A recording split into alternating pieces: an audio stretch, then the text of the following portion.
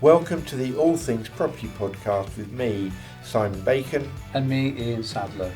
So today, Ian, what I thought we'd talk about a very exciting subject, because I know that really gets your juices flowing. We're going to talk about tenancy agreements. Yes, I know. I could sense it the moment I said it, that you were thinking, yeah, I've got a lot to say about this. So, welcome to the All Things Property podcast with me, Simon Bacon of Preferential Properties. Every week, Ian Sadler and I will delve into all things property. We'll guide you through with friendly, no-nonsense advice. The reality is most people probably sign a tenancy agreement without really reading it, and probably most landlords rely on clauses that they've never actually checked are enforceable. So let's just give our viewers a sense of what is a tenancy agreement, why is it needed? It's a legally binding document between the tenant and the landlord that specifically details the relationship. I'm sorry, carry on. See, I told you it would be boring. Go on, carry on. It details the relationship between the tenant and the landlord, the do's and the don'ts of both parties. And over to you for more. No, excellent. Okay. So what are the key kind of clauses that landlords would rely on? Well, the first page of any agreement, really, the date tenancy starts, the term of it, the rent payment date, the rent due date, the deposit held, those things. Yeah. The rest are... Yeah. Things like notices, rent out. Review notices, that sort of thing. Okay. What are the clauses that tenants should probably pay attention to? How they're expected to live in the property, really. Care and maintenance of the property. Pets. Reporting repairs. Repairs, yeah. What they're allowed to do, who they're allowed to have at the property. Some of those clauses can often be, things that people don't think about in terms of, I don't know. Yeah, my favourite clause is not to use the property for any immoral purposes. What does that mean? I'll leave you to think about that one. Okay, all right. What about commercial vans on driveways? It depends on the TP1 or the lease of the property, which can stipulate whether you're allowed to have that or not. Mm-hmm. Difficult one to enforce again, isn't it? It's, would you expect the landlord or the agent to check that there is no commercial vehicle going to be parked on the driveway? Do you ever say to people when you're showing around that you can't put a works van on the driveway? No. What about caravans? Have you ever had? Caravans. Yeah. About caravans? I've never had a tenant with a caravan parked on the site. No. Okay. No. I live a very sheltered life up there. Yeah. What about trailers? Not constant parking of trailers. No. Used for garden works or move furniture around maybe, but I think that sort of situation is going to be instigated by an annoyed neighbour who's all of a sudden got a 6-berth caravan parked next door to him. Yeah, and that can only be solved by terms of the landlord's obligations. So it is really important that both tenants and landlords understand what the clauses are and what is what's enforceable, what you can go to a tenant. So if a neighbour complains that somebody parks their works van blocking the drive or blocking the pavement, is that a valid cause for complaint? Yeah, I think so. I think it's once again it's degrees of disturbance, isn't it? If somebody parks a works van on their property during their tenancy and it's not blocking anything, then 9 times out of 10 it would be you'd let it go or nobody would complain. If it's annoying the neighbour or blocking the neighbour's driveway, that's a completely different thing, and then you'd start a course of action which would... So when you do a viewing, how many times do potential tenants say, is it all right for me to park my works van here? I've never had that question asked. Never? No. Do you think they should? No, I think natural instinct would be not to ask that question. Why would you ask a question where the agency would say, no, you can't do that? and raise a red flag? See, that's for me, that's a really interesting question. So when I do viewings, I do often get asked, how's a landlord, what are you looking for? What's a landlord looking for from a tenant? How would you answer that? So I have You get asked that question a lot, do you? Yeah, I do. I can't have ever been asked that question. Haven't you? No. So I have a standard answer for it. Well, treat it like it's your own home. Yeah, absolutely. My stock answer is, if I get asked how's a landlord going to decide, what's the landlord looking for from a tenant, what I always say to people is, it's really simple. What we're looking for is, somebody who's going to pay their rent on time, look after the property, report any repairs and maintenance promptly, and, allow us to come and do our regular inspections, giving notice, and treat the property with respect. They are the key criteria that I always say. And actually, when you think about it, most of the clauses within a tenancy agreement cover that off in its entirety, doesn't it? So, it's a difficult one in terms of that's what a landlord wants. Sometimes I will say to people, I don't know whether this would be ageist, I do say to people, if you are old, if you are someone that has lots of parties, likes to be up late, have loads of friends around, outside parties, I do try and say to them that actually you need to be aware that, for example, if they're moving into a terraced house and the people next door have got a young baby, that's the kind of information that sometimes I say to people, look, just be aware of that. If that's you, then the chances are this property may not be suitable for you. I try and be as open and honest with people, because although the tenancy agreements will stipulate that, lots of tenancy agreements will say no loud music after 11 o'clock, no this, no that. So it is making sure that tenants really do understand what their responsibilities are. Don't you agree? Yeah, but everybody, of course they should understand their responsibilities. But people have been known to misrepresent their moral standards at the beginning. And how people live you can't legislate for. Somebody can appear to be a perfectly reasonable human being, but be an absolute arse when it comes to being a tenant. Yeah, absolutely. Which is why I do try and set out the grounds and say to them, look, if that's you, then this property probably isn't going to be the right one for you, because we will be on it, and it's that communication. Communication starts the moment you first meet a prospective tenant and go, look, this is what we're looking for, this is, is this the right property for you? Not just, are you going to get it? Is this the right property for you? Which leads me on to pets, smoking and subletting. What do you think about that? I think it's highly regular for pets to smoke, and I think that if they decide to sublet, then that's a real no-no. Really? Yeah. Okay. Smoking pets? Yeah. Okay. Luckily Ted doesn't smoke, so I'm all right with that one. I imagine him with a let's pipe. perhaps break it down into single Okay. parts. Pets. No problem. More about the people than the pet for me. Okay. What are you going to be doing about the Pets and Renters' Rights Act? Are you going to do anything particular about that or not? No, just carry on doing what I'm doing. Okay. If somebody's got a pet and they seem like reasonable people. But do you meet the pet at the viewing? No. Why not? Because to be honest, which is what we're supposed to be on this, it's if you are a tenant in this market where you've got 10 tenants looking for one property, Yeah. then are you really going to take your dog with you on a viewing? You're not. Well, isn't that going to change with the implementation? Only of if the Act? challenged. Only if challenged by a tenant. Why? Because they have a right now to have a tenant. Absolutely. Have a So tenant, in the dog. past, let's be honest.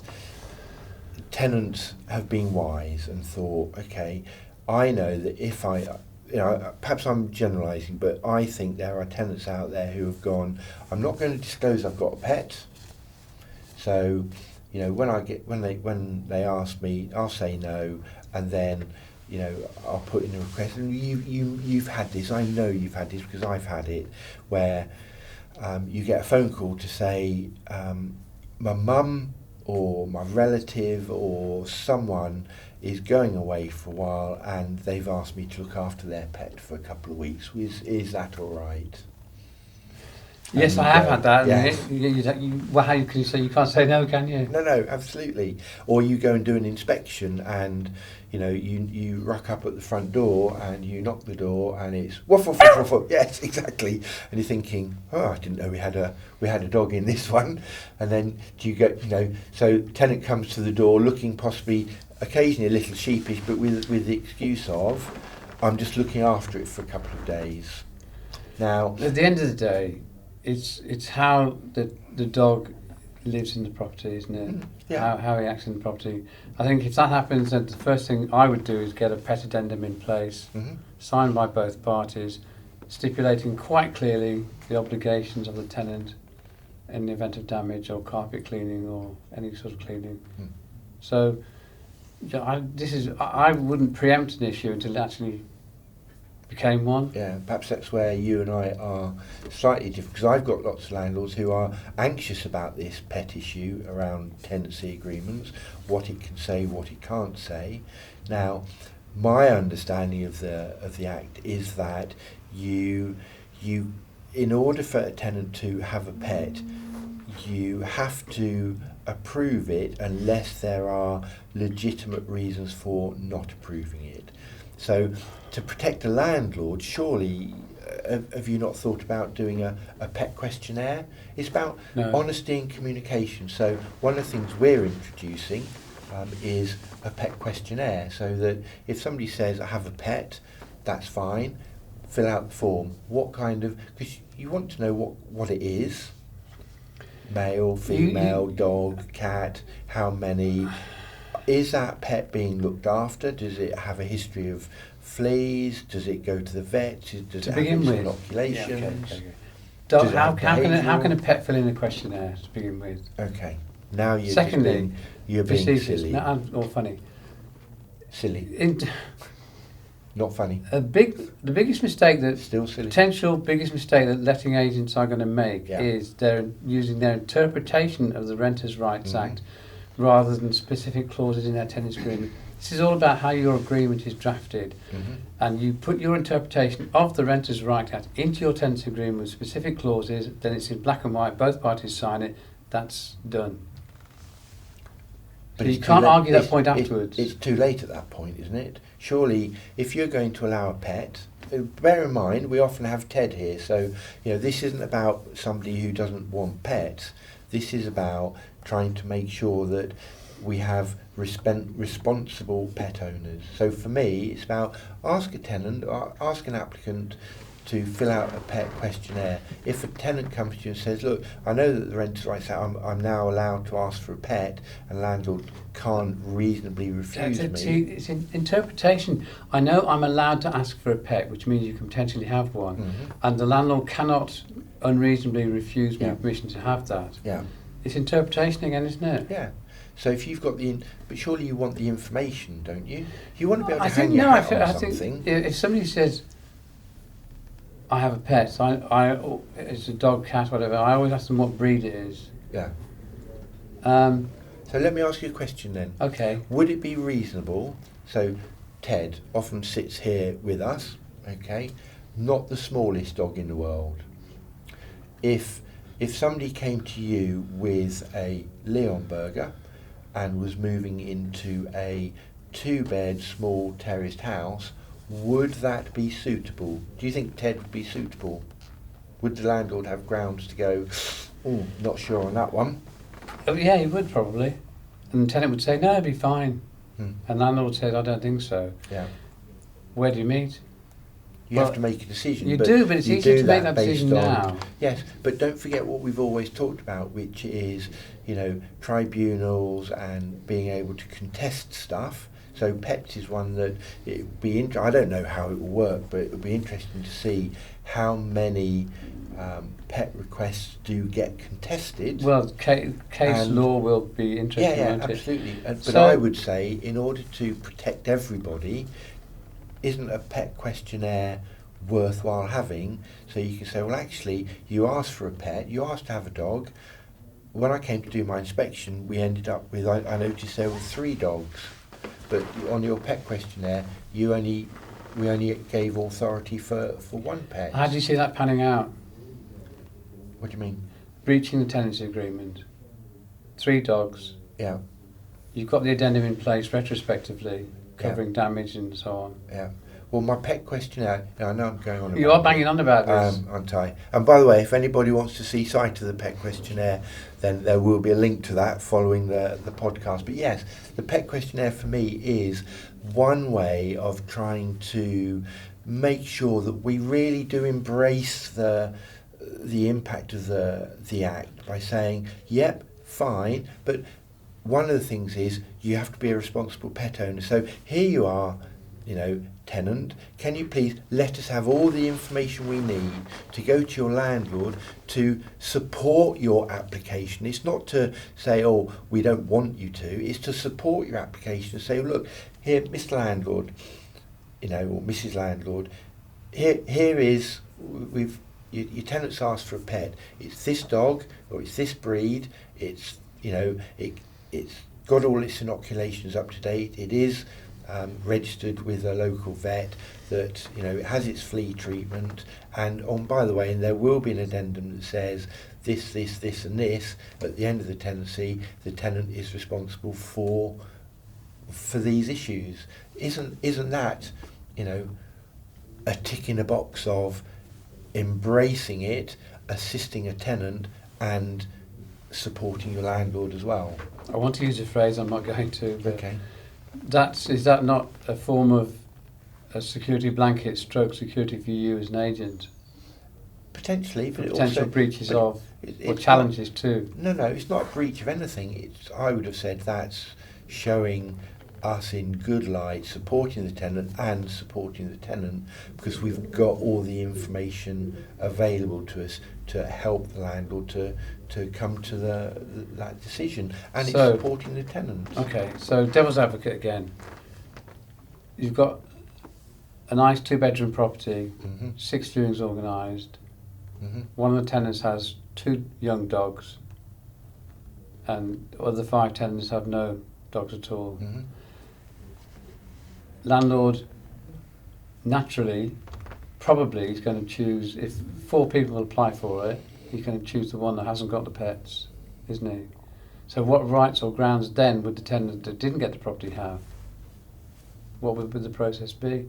How can they justify, he wouldn't let me have a pet? Well, you weren't even selected. Who knows the answer to that one, Ian? Well, in this market, it's easy, isn't it? But it's about communication.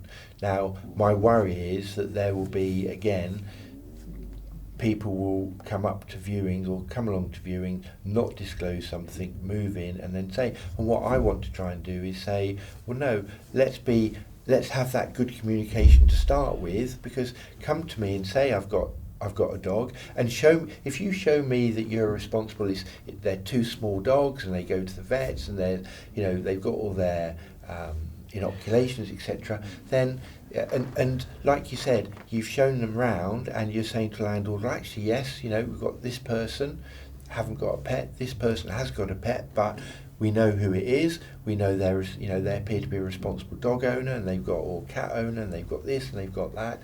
Then aren't we going to be saying to them, under the with the new legislation, you can't discriminate. We put in place all these mechanisms. I'd rather people are really honest at the front, and then we can support them to have that. Being a dog owner myself, I know how difficult it is for people to get rented properties with dogs. But so there is a part of, let's try and support, and let's try and make sure that we do everything we can to help both the landlords and the tenants. And without wanting to labour the point, in this market where you've got more tenants than you've got properties, it would be relatively easy for a landlord or the agent to choose the tenant out of 4 Absolutely. applications that's not got a dog or a pet. Yeah. It's a natural thing to do, isn't it? Or Yeah. smoking, whatever. Yeah. So what would the process, do you think, would be then the tenant who didn't get it? What would they have any grounds? What could they do to complain about not getting the property? I don't think they would have any grounds. It's a bit like smoke. It's like smoking.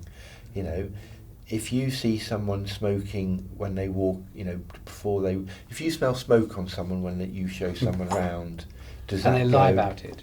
Do you go, I'm not having them, or do you say to them, look, you do realise it's a non-smoking property. You can smoke outside. It's fine. The problem is you and I are so long in the tooth in this business, we tend to be a little bit cynical when it comes to a potential tenant saying, oh, I smoke, but I'll only smoke outside. Yeah. It's not going to happen, is it? Well, 9 times out of 10 again. I think most times it does. I used to be a smoker and I used to smoke outside.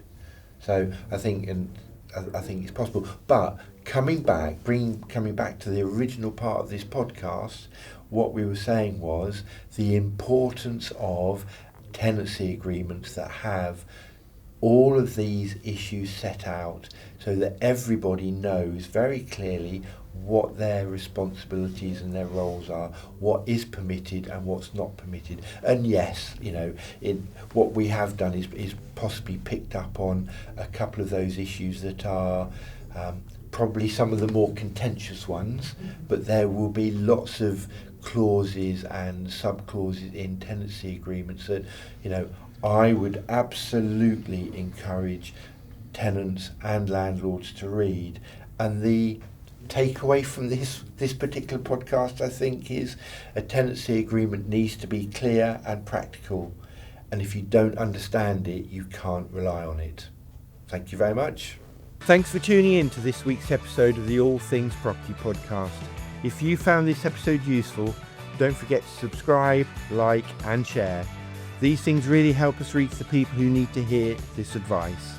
See you next week.